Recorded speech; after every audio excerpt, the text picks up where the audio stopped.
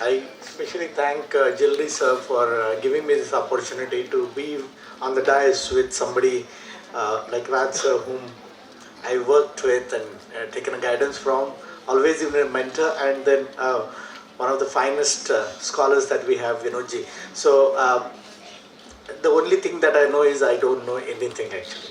So that's I seriously believe it. And I really said or accepted this invitation to be a part of this distinguished panel is to learn and not to speak much. But as a part of this, a format, I would like to express only 2 or 3 things which I strongly believe in, and whatever I have learned from others, it's not nothing mine. When I look at the topic and when we talk about one universe and one humanity, one God, the only thing that comes to my mind is something that I heard a long time back in my childhood from my uncle. And he used to say, for everything, whenever I asked him any question, he said, if you understand the meaning of Tattvamasi, you will understand everything. So, and I again used to go back to him and say, please tell me what is the meaning of Tattvamasi. And then he said, you'll probably not understand now. You'll have to, nobody can tell you this. You need to experience this yourself and then understand, make yourself understand that. And then, over a period of time when I was trying to learn, understand what exactly is the meaning of Tattvamasi, that you are, I came with a very nice, one particular essay that I went through, and then it said that a drop of ocean is a separate entity, but if you don't realize that it is a part of that ocean and it has the same characteristics of what that ocean, the entire water of the ocean is, then you will always consider it as a separate entity and you will not consider it as the same one. That's exactly what the Tattvamasi, according to me, is.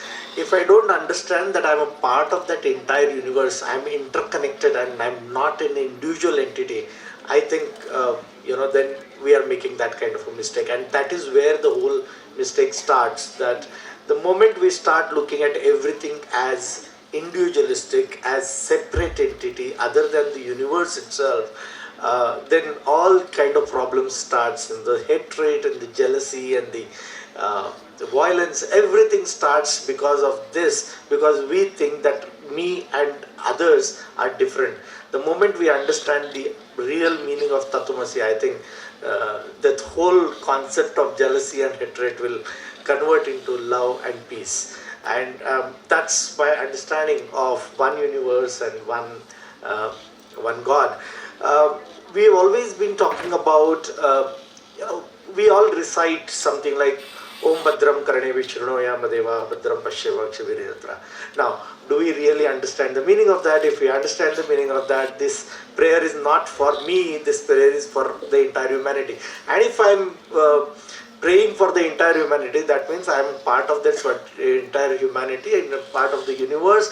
And I strongly believe that it's a one universe and we are all same. When we talk about the concept of Vasudhaiva Kutumbakam, I wanted to always explore what is the meaning of Kutumba, why Kutumba is so important, why it is called as a Vasudhaiva Kutumbakam, why Kutumba is so important.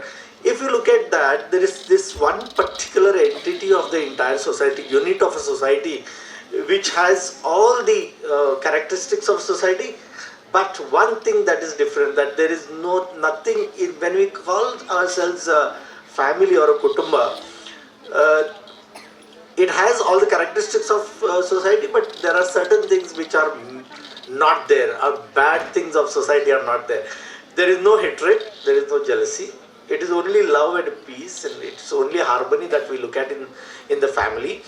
And if we consider entire Vasudhaiva, entire universe as a kutumba, then we don't have a problem of anything related to hatred and jealousy kind of things. So that's where kutumba is important. We need to understand the characteristics of kutumba. And then I looked at one picture, which is, if you look at our gods and the pictures of that, if you look at the picture of Lord Shiva,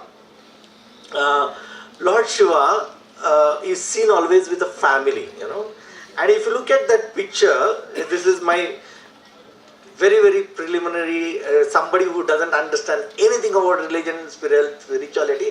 This is my interpretation. And so pardon me, all the scholars are sitting here, pardon me for any kind of wrong interpretation. But when I look at this entire, picture, when I see that picture as a kutumba, I see not only just husband and wife and children, but I see animals there, I see flora and fauna there, I see a river there, I see mountains there. So I actually see the entire universe in that. So if I understand that is my kutumba and that is how the kutumba looks like, then I really understand what is the meaning of Vasudhaiva Kutumbakam. That's how I borrow and that's how I understand things. And the last thing that I would like to just make a point here is why then if we have such a profound understanding of things, then why we have to discuss this in the first place? Because it doesn't exist, that's why we discuss it. And then why it doesn't exist is because we have not internalized these values. And probably one of the major issues that I understand as my limited experience in academics and in administration, that we have not defined those issues. Like for example, humanity.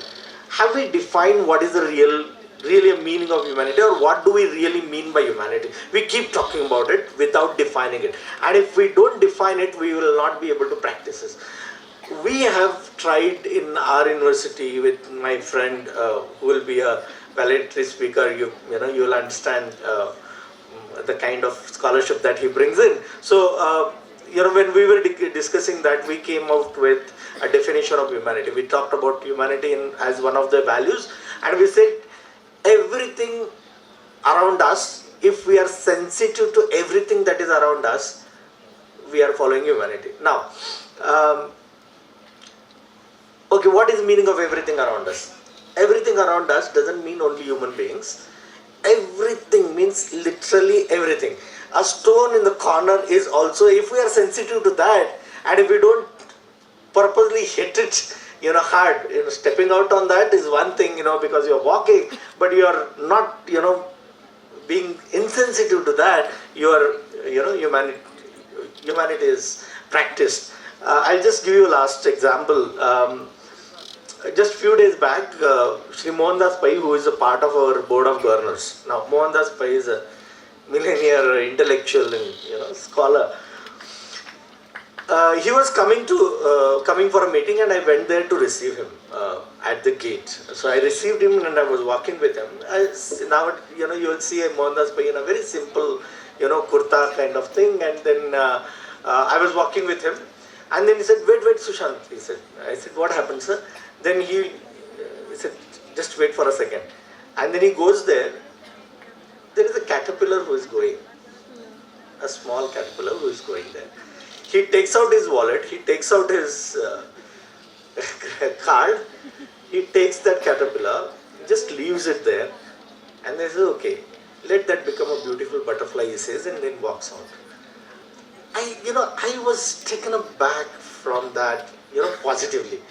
I said, if this man is so sensitive about that small little caterpillar which is going there on this, on the path, and he's just saying that, let it become a beautiful butterfly, we understand humanism by practicing it.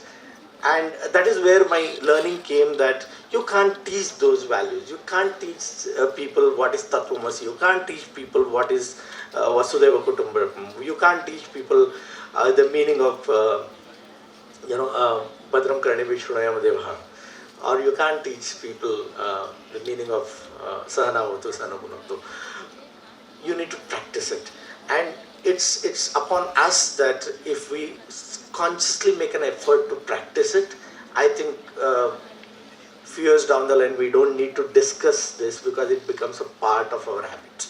Thank you so much.